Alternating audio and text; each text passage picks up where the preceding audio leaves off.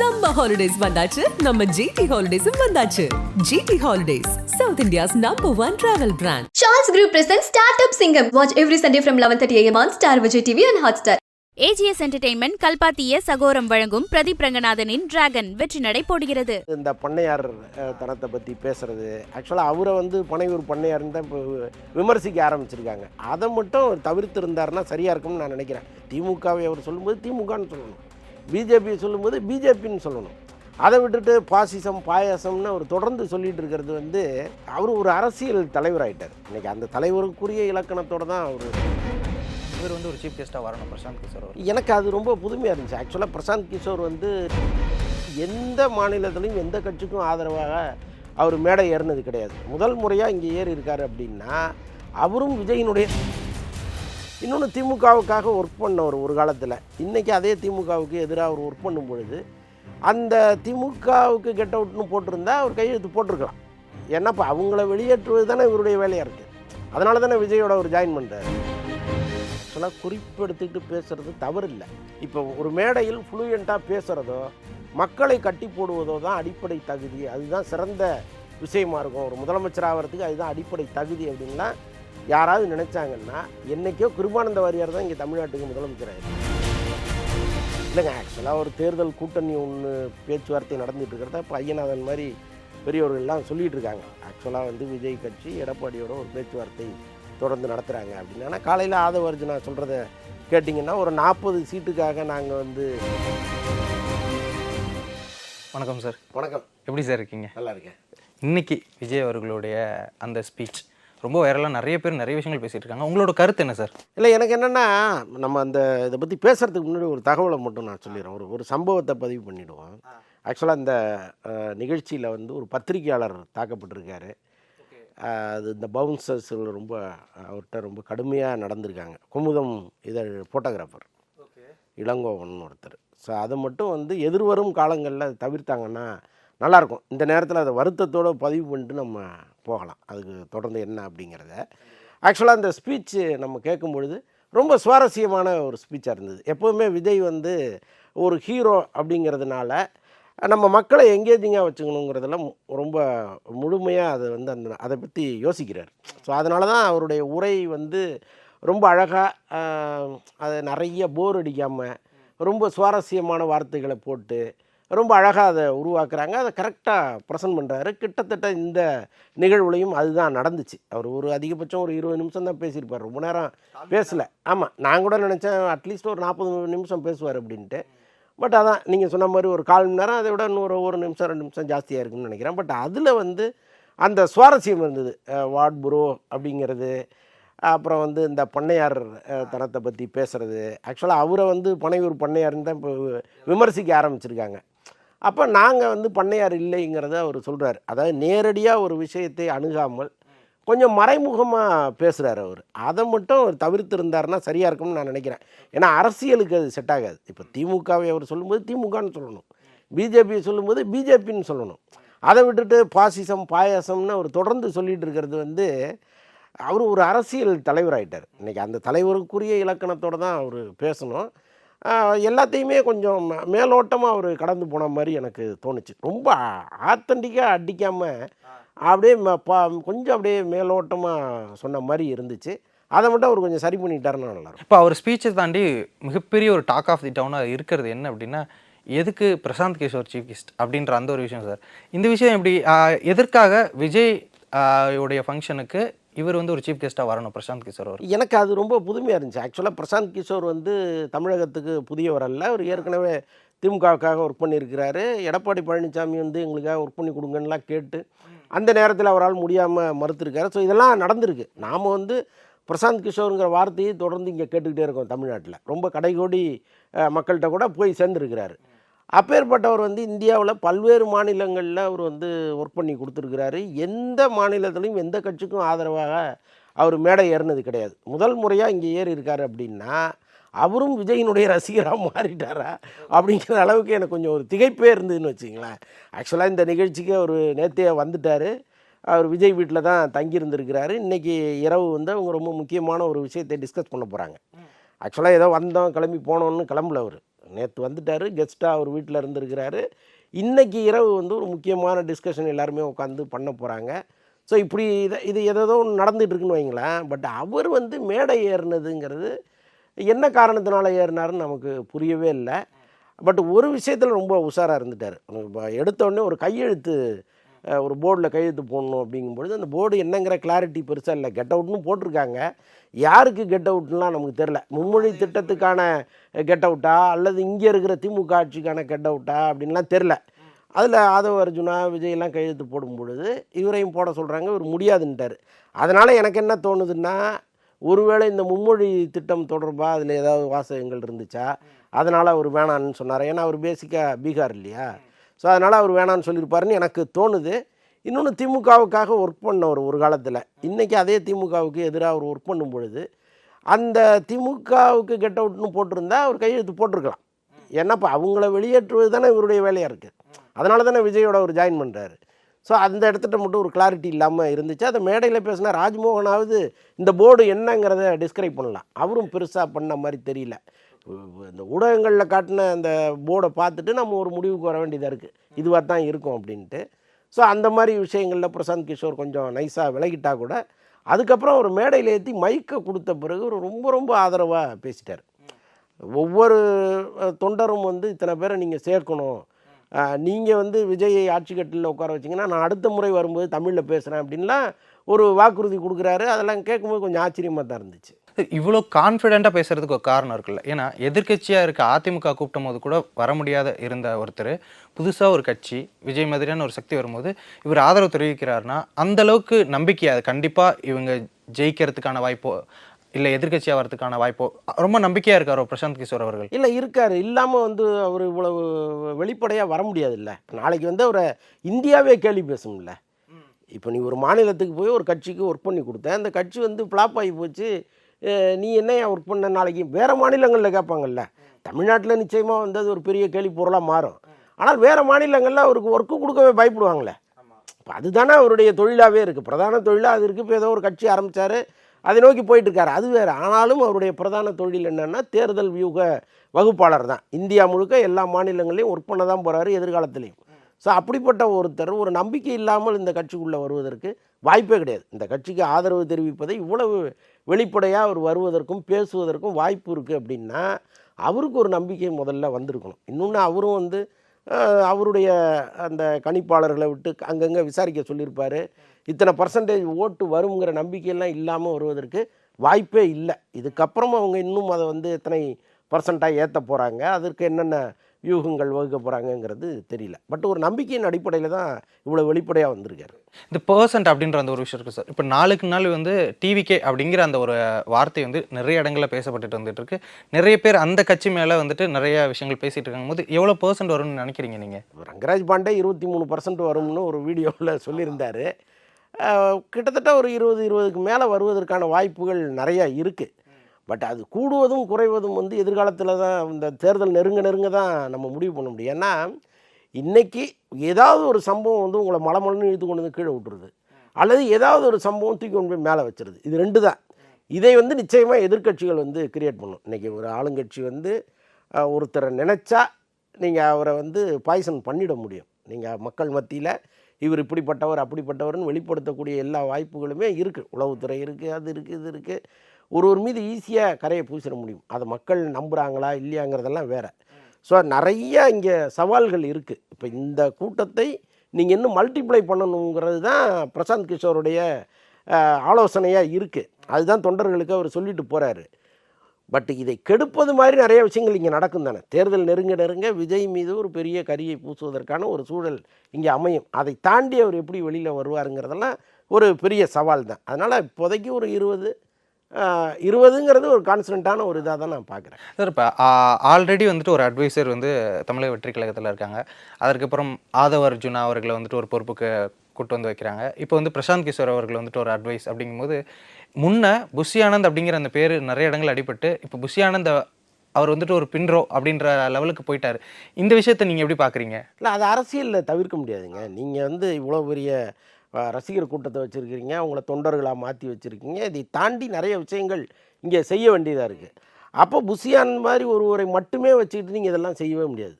இங்கே பல விஷயங்கள் இருக்குது. இப்போ இந்த மாநாடுக்கு அவர் பர்மிஷன் கேட்க போகும்பொழுதே இங்கே ஒரு பெரிய விமர்சனம் இருந்துச்சு. நீங்கள் வந்து ஏன் இவ்வளவு கீழே தரையில் போய் இறங்கி போய் ஒரு போலீஸ் ஸ்டேஷனில் உட்காந்துருக்கீங்க, நீங்கள் யாரை போய் பார்க்கணும், ஒரு ஜாயின்ட் கமிஷனரையோ அல்லது வந்து ஒரு கமிஷனரையோ தானே நீங்கள் பார்த்து கேட்கணும், நீங்கள் ஏன் போலீஸ் ஸ்டேஷனில் போய் உட்காந்துருக்கீங்கன்னா பல பேர் விமர்சனம் பண்ணாங்க. ஏன்னா அவர் லெவல் வந்து அவ்வளோதான் இருக்குது. அப்போ ஆதவ அர்ஜுனா மாதிரியோ அல்லது பிரசாந்த் கிஷோர் மாதிரியோ ஒரு ஆள் உள்ளே வரும்போது டக்குன்னு அது மேலே போகும், அந்த பார்வையே கொஞ்சம் மேலே இருக்கும். ஸோ இதெல்லாம் இங்கே தேவைப்படுது. அப்போ புஷி ஆனந்துங்கிறவர் தானாகவே கொஞ்சம் தள்ளி நிற்க வேண்டிய சூழல் வரும். அது அப்படி இல்லைன்னா கட்சி போயிடும். கட்சியை நீங்கள் வளர்க்கணும்னா இந்த மாதிரி சில இடங்களில் சில பேரை நீங்கள் கொஞ்சம் ஒரு 4 ஸ்டெப்பு பின்னாடி இறக்குனா தான் முடியும். அது தொடர்ந்து நடக்கும். இப்போ நிறைய விஷயங்கள் சார், இப்போ விஜய் அவர்களுடைய அந்த ஸ்பீச்சாக இருக்கட்டும், அவர் பேசுகிற அந்த விஷயங்களாக இருக்கட்டும், தென் மேடையில் இருக்கும்போது அவர் செய்யக்கூடிய செயல்களாக இருக்கட்டும், இன்னுமே அந்த சினிமாத்தனம் அவர்கிட்ட இருக்கோ, ஒரு அரசியல் கட்சி தலைவர் மாதிரி அவர் நடந்துக்க மாட்டேங்கிறாரோ. உதாரணத்துக்கு தொண்டர்கள் ஏதோ பேசுகிறாங்க, அதுக்கு இங்கேருந்து ஒரு ஹார்ட் கொடுக்குற மாதிரியான ஒரு சிம்பிள் ஏதோ ஒரு ஆடியோ லான்ச்சில் பண்ணுற மாதிரி பண்ணுறதா இருக்கட்டும், what bro it's very wrong bro அப்படின்னு சொல்லி சிரிக்கிறதா இருக்கட்டும், இந்த மாதிரியான விஷயங்களை நீங்கள் எப்படி பார்க்குறீங்க? இல்லைங்க, தன் இயல்புத்தன்மையை யாருமே விட்டுறக்கூடாது. அது ரொம்ப முக்கியம். இப்போ இவ்வளவு கூட்டமும் விஜயினுடைய இந்த மேனரிசங்களுக்காக தானே வந்திருக்கு. அவருடைய ரசிகர்கள் தானே அவங்க எல்லாமே. இப்போ நீங்கள் குடும்பத்தில் வந்து பல பெண்கள், சின்ன சின்ன குழந்தைகள் எல்லாருமே விஜயை ரசிக்கிறாங்கன்னா இதுக்கு தானே. அப்போ இதை விட்டுட்டு அவர் அப்படியே கம்பீரமாக இதெல்லாம் போட்டு துண்டெல்லாம் போட்டுக்கிட்டு இந்த திராவிட கட்சிகளில் பேசுகிற மாதிரி அப்படி ஒரு தோரணையை அவர் கொண்டு வந்தாருன்னா இங்கே எடுபடாது. அப்போ இவரை என்னவா பார்க்குறாங்களோ அதை தான் அவர் மெயின்டைன் பண்ணணும். அதில் ஒன்றும் தவறு இல்லை, அதை நான் குறையும் சொல்ல மாட்டேன். ஏன்னா காமராஜர்லாம் ரொம்ப எளிமையாக இருந்தவர். அவருடைய அந்த எளிமையை எந்த காலத்துலேயும் அவர் விட்டு கொடுத்ததே இல்லை. நாம் முதலமைச்சர் ஆகிட்டோமேங்கிறதுக்காக ஒரு பகட்டை எந்த காலத்துலேயும் அவர் செஞ்சதும் கிடையாது.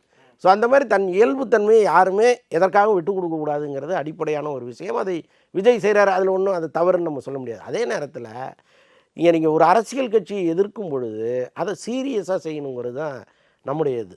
ரொம்ப சீரியஸாக இருக்கணும். இப்போ இன்றைக்கி அவர் பேசின மும்மொழி கொள்கை விஷயமாகட்டும் அல்லது இந்த ஆளுங்கட்சி மீது வைத்த லஞ்ச பிரச்சனையாகட்டும், நிறைய லஞ்சம் வாங்குகிறாங்க, சொத்துக்களை குவிக்கிறாங்க, பண்ணையார்களாக மாறிட்டாங்கலாம் சொல்கிறதெல்லாம் நீங்கள் ஏதோ காமெடியாக கடந்து போயிடக்கூடாது. அது ரொம்ப கான்ஃபிடெண்ட்டாக ஒரு மாதிரி ஆத்தென்டிக்காக பேசணும்.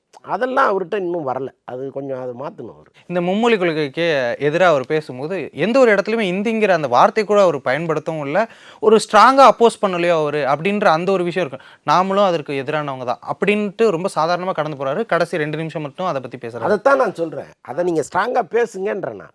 ஏன்னா இன்றைக்கி அண்ணாவோ கலைஞரோ எம்ஜிஆரோ ஜெயலலிதா அம்மாவோ ஒரு அரசியல் பாதையை இங்கே போட்டிருக்காங்க. அவங்க எல்லாருமே இப்படி பேசினவங்க தான்.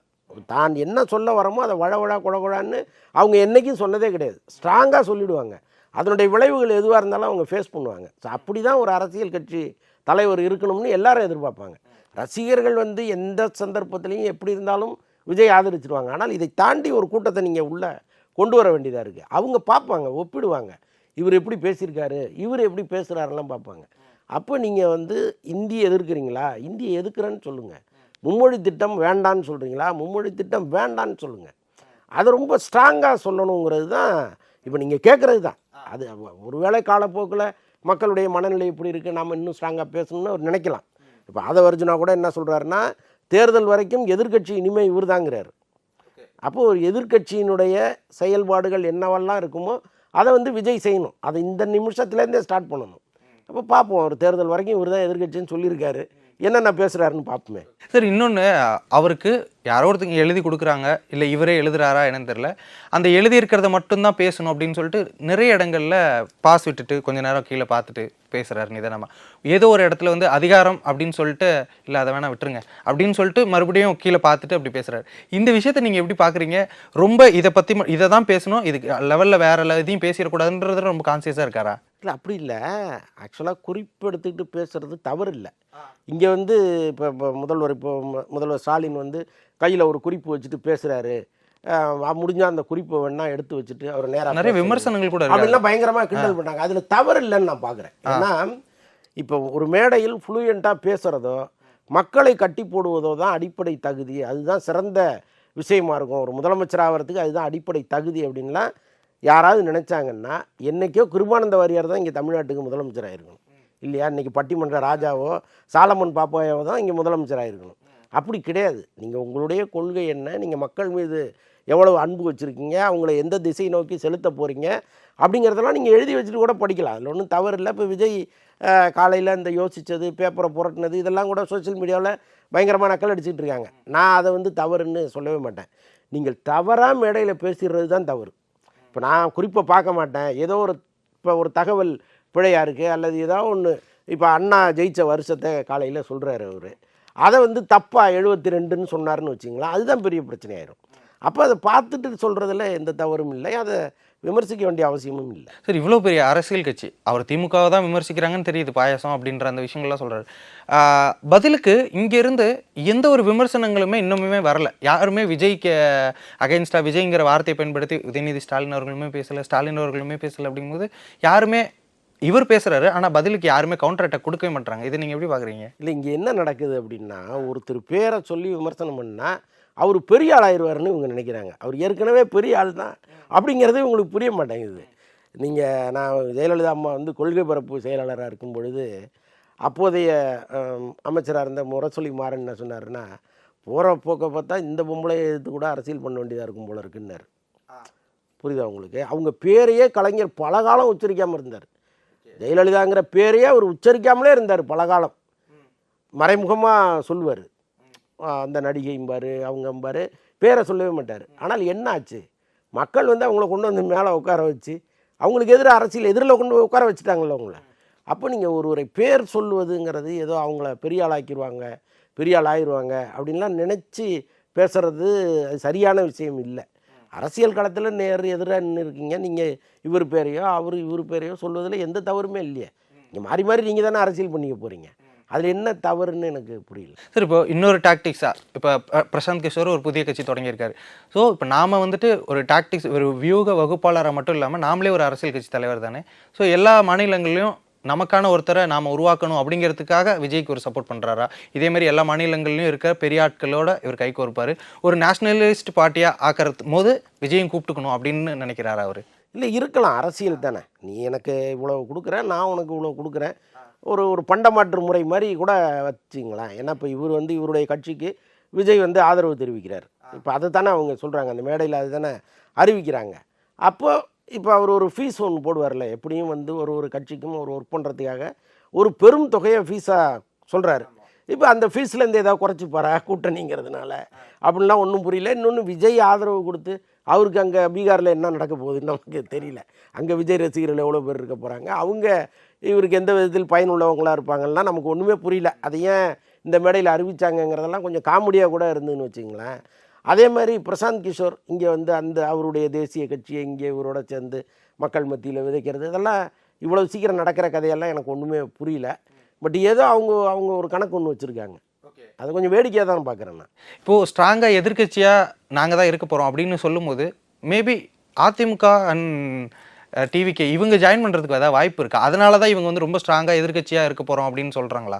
இல்லைங்க, ஆக்சுவலாக ஒரு தேர்தல் கூட்டணி ஒன்று பேச்சுவார்த்தை நடந்துகிட்டு இருக்கிறத இப்போ ஐயநாதன் மாதிரி பெரியவர்கள்லாம் சொல்லிகிட்டு இருக்காங்க. ஆக்சுவலாக வந்து விஜய் கட்சி எடப்பாடியோட ஒரு பேச்சுவார்த்தை தொடர்ந்து நடத்துகிறாங்க அப்படின்னா, காலையில் ஆதவ அர்ஜுனா சொல்கிறத கேட்டிங்கன்னா ஒரு 40 சீட்டுக்காக நாங்கள் வந்து கட்சி ஆரம்பிக்கலைன்னு அவர் சொல்கிறார். ஒரு 40 எம்எல்ஏவுக்காகவா நாங்கள் கட்சி ஆரம்பித்தோம் அப்படின்னு அவர் சொல்கிறார். அப்போ எங்களுடைய தலைமையில் யார் வராங்களோ அவங்களோட கூட்டணிங்கிறது தான் அவங்க மறைமுகமாக சொல்கிறாங்க. இப்போ விஜயை தலைமையாக ஏற்றுக்கொண்டு வருவதற்கு யார் ரெடியாக இருப்பாங்க? இப்போ எப்படி எடப்பாடி வந்து அவர் தலைமையில் தான் கூட்டணிங்கிறத ரொம்ப தெளிவாக எந்த காலத்திலே சொல்லிட்டார். அதனால தான் பிஜேபிங்கிற ஒரு கட்சியை அவர் கைட்டு விட்டார். என் தலைமையில் கூட்டணி வைக்கிறதுனா வாங்க, உங்கள் தலைமையில் நான் எதுக்கு கூட்டணி வைக்கணும்னு கேட்டவர் அவர் எப்படி விஜய் தலைமையில் கூட்டணி வைப்பாருன்னு நமக்கு புரியல. பட்டு ஒருவேளை சீட்டு அதிகமாக கேட்பதற்காக அல்லது சரிசமமாக சீட்டு வேணும்னு கேட்பதற்காக இப்படி ஒரு ஐடியா வச்சுருக்காங்களான்னு நமக்கு புரியல. பட் என்ன இருந்தாலும் கூட்டணி இல்லாமல் ஒரு கட்சி இங்கே ஆட்சிக்கு வர்றதுங்கிறது நடக்க போகிறது கிடையாது. ஏன்னாப்பா அவங்க ஜெயலலிதா அம்மா இருந்த காலத்துலேயும் சரி, கலைஞர் இருந்த காலத்துலேயும் சரி, கூட்டணி பலத்தோடு தான் ஆட்சிக்கு வந்திருக்காங்க. ஸோ அப்படி இருக்கும் பொழுது விஜய் இப்போ தான் வந்திருக்காருன்னு அரசியலே வந்து அவருக்கு முழுமையாக இன்னும் வரலை. ஸோ அப்படிப்பட்டவர் வந்து ஒரு கூட்டணி இல்லாமல் வந்துடுவாரான்னா கஷ்டம். அப்போ எல்லாரையும் அரவணைச்சு தான் அவர் போக வேண்டியது இருக்குது. பட்டு புரியல சார். நிறைய விஷயங்கள் பகிர்ந்துக்கிட்டீங்க. உங்களுடைய நேரத்திற்கும் கருத்திற்கும் நன்றி. நன்றி. சம்மர் ஹாலிடேஸ் வந்தாச்சு, நம்ம ஜிடி ஹாலிடேஸும் வந்தாச்சு. GT holidays, South India's #1 travel brand. Charles Group presents Startup Singham. Watch every Sunday from 11:30 a.m. on Star Vijay TV and Hotstar. AGS entertainment கல்பாத்திய சகோரம் வழங்கும் பிரதீப் ரங்கநாதனின் டிராகன் வெற்றி நடை போடுகிறது.